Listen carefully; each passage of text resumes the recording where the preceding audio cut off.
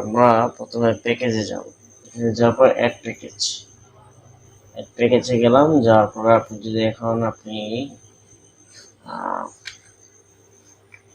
5GB create করেন, BDX 5GB এখানে দিবেন, ডাটা স্পেসে দিবেন 5000। তারপর ব্যান্ডউইথ যদি আপনি আপনার লিমিট করে দিবেন, আমার লিমিট করে দিলাম। যদি আনলিমিট করতে চান আনলিমিট করবেন, লিমিট করে দিলে লিমিট করে দিবেন।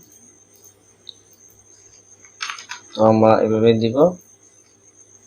FTP দিলাম, ইমেল দিলাম 10টা, ইমেল লিস্টিং দিলাম 20টা, ডাটা স্কেল ফাইল দিলাম 20টা, সাবডোমেইন দিলাম 20টা, পার্কডোমেইন দিলাম 10টা, অ্যারেন্ডম দিলাম 10টা, হয়ে গেল। ঠিক আছে, তাহলে আমরা অ্যাড দিব।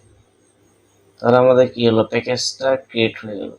যখন আপনি প্যাকেজ ডিলিট করবেন তাহলে ডিলিট প্যাকেজ যাবে। যাওয়ার পরে যে আমরা এই মাত্র একটা প্যাকেজ ক্রিয়েট করছিলাম, এই যে প্যাকেজ, ঠিক আছে, ডিলিট করবেন। তো আপনারা এইভাবে ডিলিট করবেন, আর এডিটে গেলে এডিট প্যাকেজে যাবেন, যাওয়ার পরে এডিট করতে পারবেন এখানে। সো এখানে আপনি আপনার মন মতো করে এডিট করে করতে পারবেন।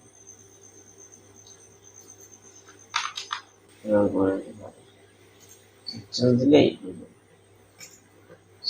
আপনারা দেখতে পাচ্ছেন আমরা এইভাবে এটা করলাম। তারপর সি প্যানেল, যদি আপনি সি প্যানেলের লোগো চেঞ্জ করতে চান তাহলে এই যে লোগো চেঞ্জ করতে গেলে আপনি যখন লোগো চেঞ্জ করবেন, এই যে আমরা যে লোগো আছে এই লোগোটা আপনি কিভাবে চেঞ্জ করবেন, তাহলে কাস্টমাইজে আসবেন। আসার পরে আপনি এখানে আপনার লোগো দিতে পারবেন। ঠিক আছে, দিলে তারপরে কি হবে, আপনার এই যে যে সি প্যানেল গুলো আছে, সিপিএন লগ ইন করলেই তারপর আপনি এখানে এই জায়গাটা চেঞ্জ হবে লোগোটা। ঠিক আছে, তো আপনারা দেখতে পারলেন এতটুকু। আজকের জন্য এখানে বিদায় নিচ্ছি। আল্লাহ হাফিজ।